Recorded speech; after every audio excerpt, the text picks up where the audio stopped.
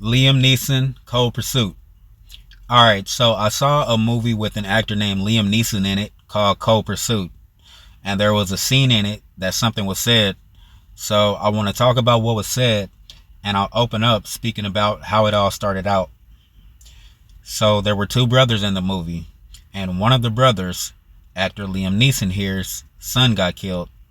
So in the movie, at some point after his son got killed, he went to his brother, actor William Forsythe's house to talk to him about it.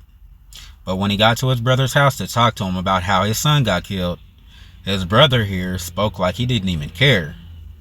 And his specific response to the information was, "What's that got to do with me?" So yeah, his brother came over talking about my son got killed, and this dude's response was, "What's that got to do with me?" Talking like he didn't even really care. But when somebody's son or daughter dies or gets killed, is that something to not care about for that other person? Even in real life, it might not be our own son or daughter or family member that gets killed, but we can still care for another person whose family member did get killed, and how that person might be sad or hurt about it. So for example, if somebody came and let me know that their family member got killed, I'm willing to say that it wouldn't really be good or nice for me to be like, "Oh, your family member got killed? And?" Or, "So what?" Or, "Okay, whatever." Or, "Why are you telling me?" But again, in this movie, when one brother told the other brother that his son got killed, it was like the other brother didn't even care. And that's even his own nephew that got killed, which makes him speaking like he didn't even care even worse. But instead of saying, "What's that got to do with me?" couldn't he have said something else like, "Sorry for your loss," or "Sorry that happened," or "What? Brother, I feel so sad about that. That was my nephew." But no, instead, he said, "What's that got to do with me?" Like unconcerned and uncaring. I've mentioned this in my videos a lot, but again, the devil does deals with people, and they can even get into movies through him. And then people in movies end up saying certain things that are purposely put out to negatively change or negatively influence people. And I'll even say things that can help form or even make people watching the movies into how the devil wants them to be.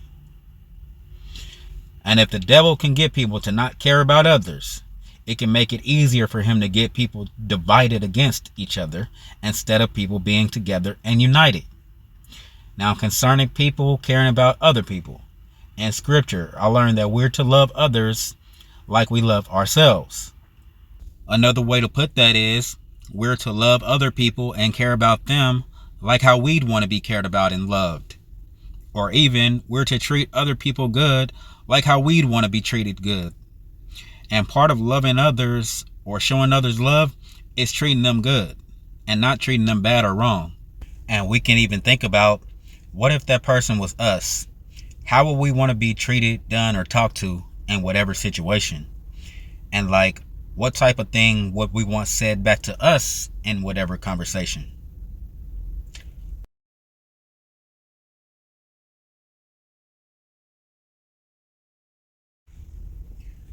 But to wrap this up, when you see or hear wrong stuff or kind of questionable stuff in movies, please just don't be like, "Well, it's just a movie," or "It's just entertainment."